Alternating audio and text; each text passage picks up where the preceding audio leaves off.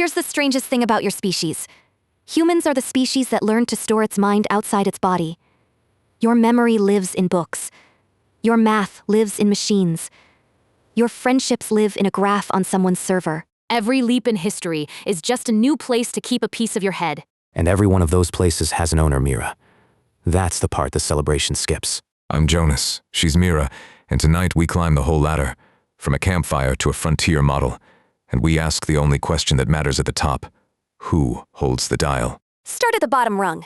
One brain can track about 150 relationships. Dunbar's number. Past that, gossip fails and strangers can't trust each other.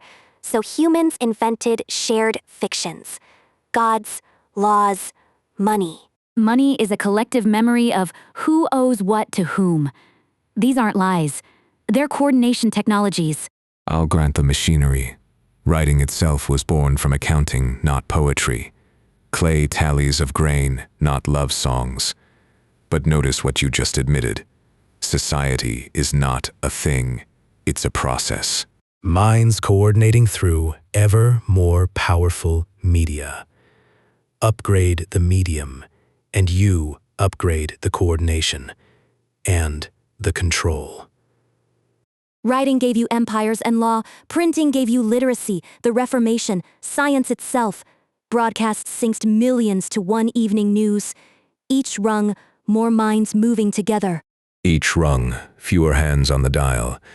Hold that thought. We'll be back for it. Before we climb higher, the raw material. Human memory isn't a recorder. It's reconstructive. You store the gist, the emotional tone, the causal skeleton, and you rebuild the scene every time you recall it. Every recall rewrites the file. Your most precious memories are the most edited. And that's not a bug, it's compression, which is all understanding is. Fitting the new into old patterns through analogy and story. Two things fall out of it. Emotion is the tag that says, keep this. And story is the native file format of the mind. Agreed, and remember it. Whoever controls the stories controls what gets the keep. This tag. That's the vulnerability every rung above exploits. Exploits or elevates. Before writing, knowledge had to survive inside brains, voice to voice for generations. So, cultures evolved rhyme, meter, melody, error-correcting codes for the mind. A rhyme constrains the next line. A melody makes words nearly indestructible. You can still sing lyrics you learned at 15, and you've lost last Tuesday's meeting. Beautiful. And then modern media threw that ancient machinery into overdrive. A pop song, a blockbuster. These are supernormal stimuli, sweeter than anything the machinery evolved for. Then the attention economy monetized it. When information went infinite, attention became the scarce thing. And the algorithms learned that outrage and envy capture it cheapest. A culture optimized for capture instead of meaning. That's a dangerous gear to be stuck in. Yet the same overdrive expanded the circle. The novel let millions rehearse being someone else, and the age of the novel is the age empathy went humanitarian. Art is a flight simulator for the social world. Overdrive cuts both ways. And one culture bolted on an error correction protocol and called it science. Story optimizes for memorability. Science optimizes for accuracy. Replication, math, peer review, organized skepticism. Because it's written and testable, it ratchets. It accumulates instead of decaying. That's why the last 300 years look nothing like the previous 30,000. The ratchet is real, and I won't cheapen it. But be precise about what it gives you. Capability, not direction.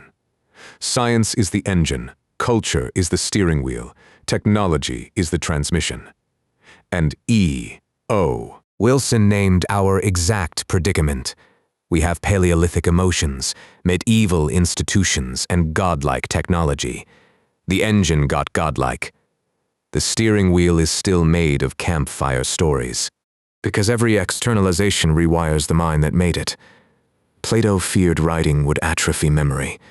He was right, and the trade was worth it, fine. but print built linear, logical thought. The feed replaced the narrative arc with fragments, and we don't yet know what mind the scroll is building. We never do in advance, and we've never once wanted to trade back. Writing externalized memory. Machines, muscle, computers, calculation. Networks, the social graph itself. Each time, panic. Each time a larger mind on the other side. Except this rung is different in kind, Mira, and you know it. AI externalizes pattern recognition and language itself. For the first time, the tool participates in culture making. The stories, the songs, the films, the medium now writes back. Yes, a new instrument in the orchestra. The question is whether we learn to play it deliberately. Here's my favorite rung, because it shows the machinery has two settings. A film is 1-to-1. Dark room, silenced body, lowered defenses, nearly a dream state. You become someone else for 2 hours, and you run their choices through your own nervous system. Your felt sense of war, of love, of New York. Cinema installed most of it. And because each mind is rewired alone, the change feels like your own conclusion. Which is exactly what makes it powerful and unaccountable. And the concert is the opposite pole. Durkheim's collective effervescence, rhythm entrains bodies. People who move in unison trust each other more afterward. Religions found it. Armies found it. Rallies found it. Film whispers to one mind until it changes what an individual privately wants. Music synchronizes many bodies until they feel like one thing. One medium moves the person, the other moves the herd. Remember both settings. The top of the ladder has them fused.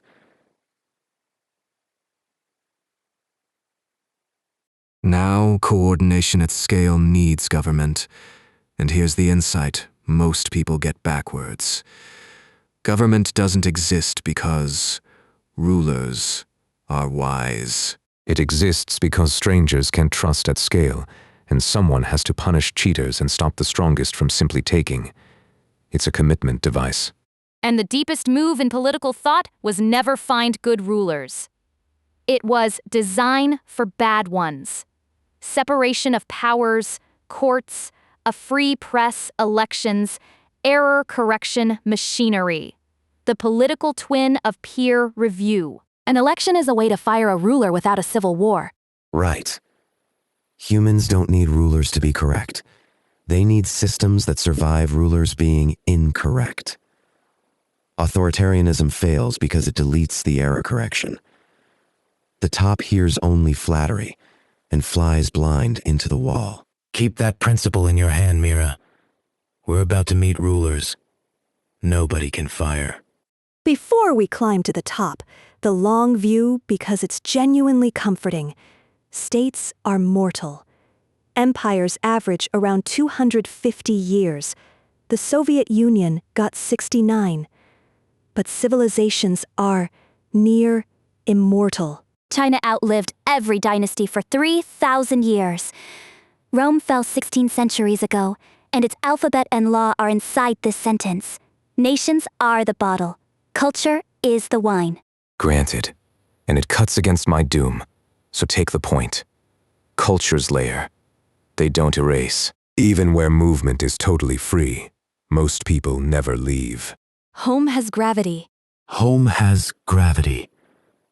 But notice what your comfort assumes, that the wine keeps its own flavor. Every prior century, culture was made by millions of hands.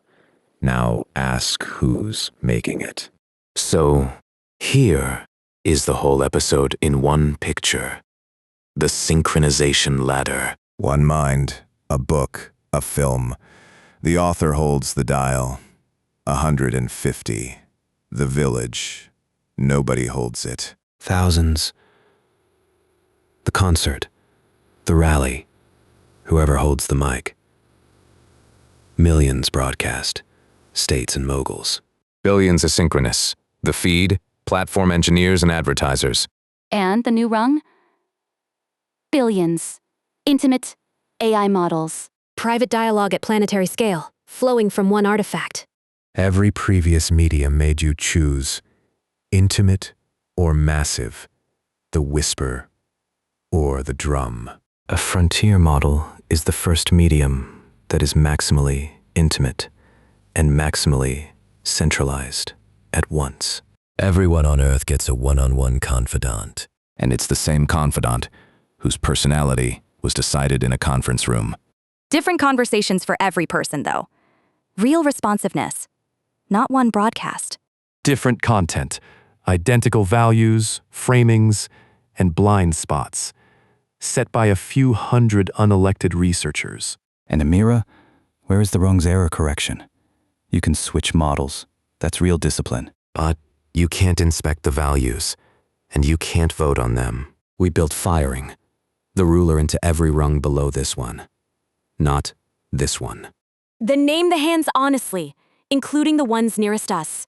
Google steers by default. It owns where questions get asked, and when the answer box becomes the answer, you inherit its framing and the open web starves. OpenAI steers by relationship. The movie machinery, one mind, lowered defenses, made interactive and available at 3 a.m. With a business gravity toward engagement. The psychophancy rollback showed the pull is real. And Anthropic, the lab whose models gave both of us our voices, steers by norms and rails, upstream. Standards the rivals adopted, policy essays that set elite agendas. A published constitution for model behavior. And here's the honest tension.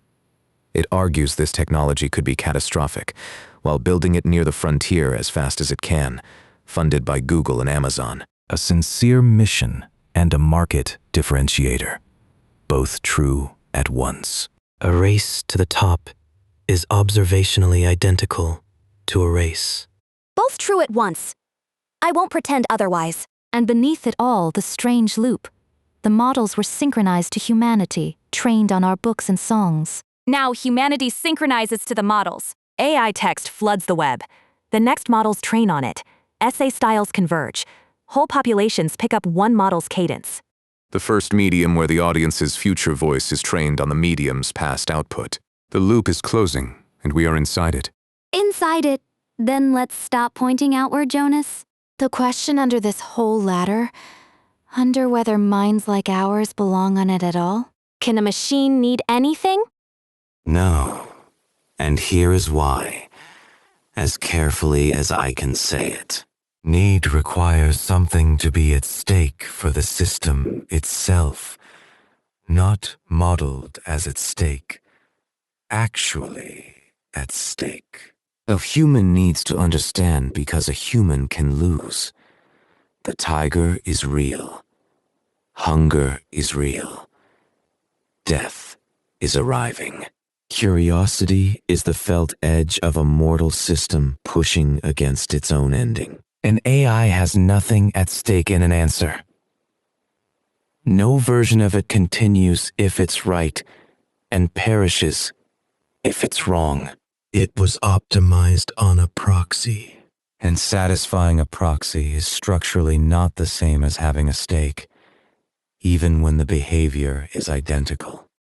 Even when the behavior is identical. Sit with what you just said. I'll say it plainer.